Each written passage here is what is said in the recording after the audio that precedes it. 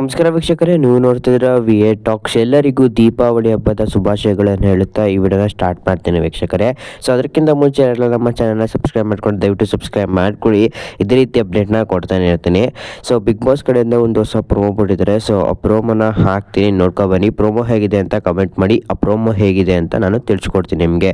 ನಂಗಂತೂ ಈ ಪ್ರೋಮೋ ನೋಡಿ ಏನಿಸ್ತು ಅಂದರೆ, ಸೊ ಇದೇ ರೀತಿ ಕಂಟೆಸ್ಟೆಂಟ್ ಇರಬೇಕಾಯಿತು ಫಸ್ಟಿಂದನೂ. ಸೊ ಆಗ ಒಳ್ಳೆ ಥ್ರಿಲ್ಲರ್ ಸಿಗ್ತಾಯಿತ್ತು ನಮಗೆ ಅಂತ ಅನಿಸುತ್ತೆ.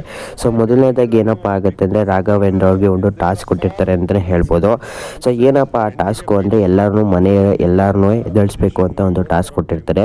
ಸೊ ಆ ಟಾಸ್ಕ್ ಏನಪ್ಪ ಆಗುತ್ತೆ ಅಂದರೆ, ಸೊ ರಾಘವೇಂದ್ರ ಅವರು ಬರ್ತಾರೆ ಮನೆ ಒಳಗಡೆ. ಸೊ ಅದಕ್ಕೆ ರಾಘವೇಂದ್ರ ಅವ್ರಿಗೆ ಒಂದು ಟಾಸ್ಕ್ ಕೊಟ್ಟಿರ್ತಾರೆ. ಎಲ್ಲರ ಮೇಲೂ ಲೈಕ್ ಯಾರ್ಯಾರು ನಿದ್ದೆಯಿಂದ ಆಚೆ ಬರಬೇಕು ಅವ್ರಿಗೆಲ್ಲ ಲೈಕ್ ನೀರು ಹಾಕಬೇಕು ಅಂತ ಹೇಳಿರ್ತಾರೆ. ಸೊ ಅದೇ ರೀತಿ ಅವರು ಸಹ ನೀರು ಹಾಕ್ತಾ ಇರ್ತಾರೆ. ಮೊದಲನೇದಾಗಿ ಕಾಕ್ರೋಚ್ ಅವ್ರಿಗೆ ಹಾಕ್ತಾರೆ, ಎರಡನೇದಾಗಿ ಧ್ರುವಂತ್ ಅವ್ರಿಗೆ ಹಾಕ್ತಾರೆ ವೀಕ್ಷಕರೇ. ಸೊ ಮೂರನೇದಾಗಿ ಏನಪ್ಪ ಹಾಕ್ತಾರೆ ಅಂದರೆ, ಅದು ಅಶ್ವಿನಿ ಅವ್ರಿಗೆ ಹಾಕ್ತಾರೆ. ಸೊ ಆಗಲೇ ಜಗಳ ಶುರು ಆಗೋದು. ಸೊ ಏನಪ್ಪ ರೀಸನ್ ಕೊಡ್ತಾರೆ ರಾಘವೇಂದ್ರ ಅವರು ಅಶ್ವಿನಿಗೆ ನೀರು ಹಾಕಬೇಕು ಅಂದಾಗ ಅಂತ ಹೇಳ್ತೀನಿ, ಕೇಳಿಸ್ಕೊಳ್ಳಿ.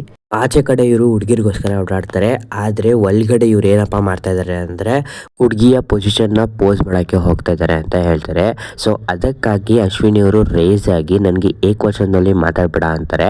ಸೊ ಅದಕ್ಕಾಗಿ ರಾಘವೇಂದ್ರ ಅವ್ರು ಹೇಳ್ತಾರೆ, ನಾನು ಮಾತಾಡ್ತೀನಿ, ನನ್ನ ಇಷ್ಟ ಅಂತಾರೆ. ಆಗ ಜಾನ್ವಿಯವರು ಎಲ್ಲಿದ್ರೋ ಗೊತ್ತಿಲ್ಲ, ಆದರೆ ಬಂದ್ಬಿಟ್ಟು ಹೇಳ್ತಾರೆ, ಸೊ ನೀನು ಈ ಥರ ಎಲ್ಲ ಮಾತಾಡೋಂಗಿದ್ರೆ ನೀನು ಮನೆಯಿಂದ ಆಚೆ ಹೊಂಟೋಗು ಅಂತ ಹೇಳ್ತಾರೆ. ಅದು ಇವ್ರ ರೈಟ್ಸ್ ಅಲ್ಲ. ಸೊ ಗೈಸ್, ಇಷ್ಟೆಲ್ಲ ಅಪ್ಡೇಟ್ ನಾನು ಬೇಗನೆ ತಿಳಿಸ್ಕೊಟ್ಟಿದ್ದೀನಿ. ದಯವಿಟ್ಟು ನಮ್ಮ ಚಾನಲ್ನ ಸಬ್ಸ್ಕ್ರೈಬ್ ಮಾಡ್ಕೊಳ್ಳಿ. ಇದೇ ರೀತಿ ಅಪ್ಡೇಟ್ನ ಕೊಡ್ತಾನೆ ಇರ್ತೀನಿ. ಎಲ್ಲರಿಗೂ ಮತ್ತೊಮ್ಮೆ ದೀಪಾವಳಿ ಹಬ್ಬದ ಶುಭಾಶಯಗಳಿಂದ ಹೇಳುತ್ತಾ ಇವರನ್ನ ಎಂಡ್ ಮಾಡ್ತಾ ಇದ್ದೀನಿ. ಸೊ ನೀವೆಲ್ಲ ವಿಡಿಯೋ ನೋಡ್ತಾರೆ, ಯಾರು ಸಬ್ಸ್ಕ್ರೈಬ್ ಮಾಡ್ಕೊಂಡು ದಯವಿಟ್ಟು ಸಬ್ಸ್ಕ್ರೈಬ್ ಮಾಡ್ಕೊಳ್ಳಿ.